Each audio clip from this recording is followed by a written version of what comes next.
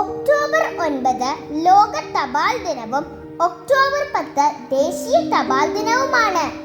പരസ്പരം ആശയവിനിമയം നടത്താൻ കത്തുകൾ മാത്രമുണ്ടായിരുന്ന ആ കാലം പഴയ തലമുറ ചെറിയ നമ്പരത്തോടെയാണ് ഓർക്കാറുള്ളത്.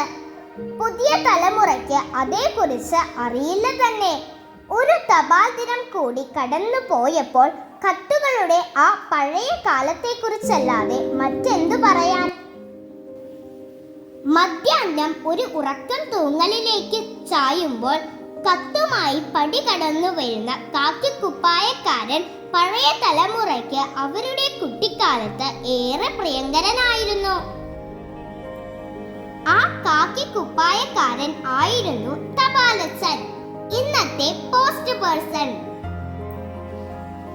കഠിനമായ ചൂടിലും കനത്ത മഴയിലും പോലും അയാൾ കത്ത് എത്തിക്കാൻ ഒരിക്കലും മടിച്ചിരുന്നില്ല. വിദേശത്തു നിന്നും വരവ് അറിയിച്ചുകൊണ്ടുള്ള തന്റെ അച്ഛന്റെ കത്ത് വായിക്കുമ്പോൾ ഒരു പെൺകുട്ടിയുടെ കണ്ണുകളിൽ നിറയുന്ന സന്തോഷത്തിന്റെ തിളക്കം, തനിക്കൊരു കത്തയക്കാൻ ആരുമില്ല എന്ന പരിഭവത്തിന് പകരമായി തന്റെ അധ്യാപികയും കൂട്ടുകാരും ചേർന്ന് തനിക്കെഴുതിയ 100 കണക്കിന് കത്തുകൾ തപാൽ അച്ഛന്റെ കയ്യിൽ നിന്നും സ്വീകരിക്കുമ്പോൾ ഒരു കൊച്ചുകുട്ടിയുടെ കണ്ണിൽ നിറയുന്ന സന്തോഷം.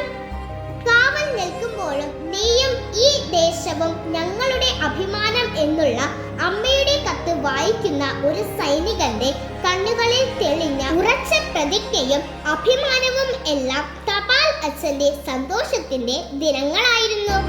അതുകൊണ്ട് തന്നെ തപാൽ ദിനം സ്നേഹത്തിന്റെ ആഘോഷദിനം കൂടിയാണ്. തപാൽ സേവനങ്ങളിലൂടെ ലോകമെമ്പാടുമുള്ള മനുഷ്യർ തമ്മിൽ ബന്ധം നിലനിർത്തുന്നു. ലോകം സമൂഹ മാധ്യമങ്ങളിൽ സജീവമായ ആധുനിക കാലത്ത് പ്രതാപം മങ്ങിയ പോസ്റ്റൽ സംവിധാനം ഒരു കാലത്ത് നമ്മുടെ ഗ്രാമപ്രദേശങ്ങളിൽ ശക്തമായ സ്വാധീനമാണ് ചെലുത്തിയത്. രാജ്യാന്തര തപാൽ യൂണിയന്റെ ആഹ്വാനപ്രകാരമാണ് ലോക തപാൽ ദിനം ആചരിച്ചു തുടങ്ങിയത്. 1874 ഇതിന് തുടക്കം കുറിച്ചത്.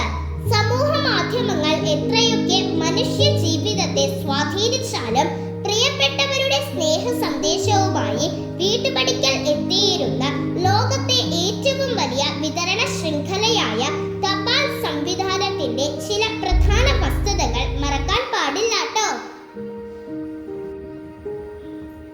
ഇന്ത്യൻ തപാൽ നിയമം നിലവിൽ വന്നത് 1898. തപാൽ മുദ്രകൾ, കവറുകൾ, ഇല്ലന്റുകൾ എന്നിവ അച്ചടിച്ച് വിതരണം ചെയ്യുന്നത് കേന്ദ്ര സർക്കാരാണ്.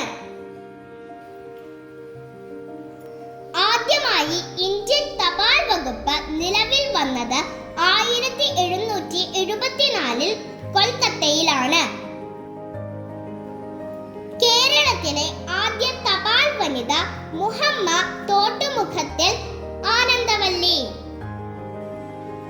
കേരളത്തിൽ പോസ്റ്റ് ഓഫീസിന്റെ 4 വിഭാഗമാക്കി തിരിച്ചിട്ടുണ്ട്. Head post office, sub post office, extra departmental sub post office, branch office. ഇന്ന് കേരളത്തിലെ പോസ്റ്റ് ഓഫീസുകളുടെ എണ്ണം 4201 ആണ്. 6299 പേരാണ് ഒരു പോസ്റ്റ് ഓഫീസ് പരിധിയിലെ ജനസംഖ്യ. 17ാം നൂറ്റാണ്ടിൽ പാരീസിലാണ് തപാൽ പെട്ടി ആരംഭിച്ചത്. ഇന്ത്യയിൽ തപാൽ പെട്ടിയുടെയും തപാലുമായി ബന്ധപ്പെട്ട ഓഫീസുകളുടെയും ഔദ്യോഗിക നിറം ചുവപ്പാണ്. വിവിധ രാജ്യങ്ങളിൽ വിവിധ നിറമാണുള്ളത്. സ്വതന്ത്ര ഇന്ത്യയിലെ ആദ്യ തപാൽ സ്റ്റാമ്പ് പുറത്തിറങ്ങിയത് 1947 നവംബർ 21 ദേശീയ പതാകയായിരുന്നു അതിലെ ചിത്രം. തപാൽ സ്റ്റാമ്പിൽ ഇടം നേടിയ ആദ്യ മലയാളി ശ്രീനാരായണ ഗുരു.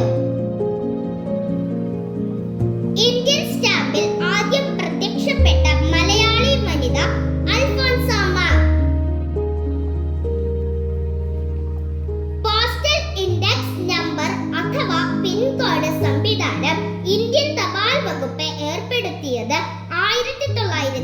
1972-ലാണ്. കേരളത്തിലും തമിഴ്നാട്ടിലുമാണ് 6 തുടങ്ങുന്ന പിൻകോഡ് ഉള്ളത്. ഇന്ത്യയിൽ 50 പോസ്റ്റൽ സോണുകളാണ് ഉള്ളത്.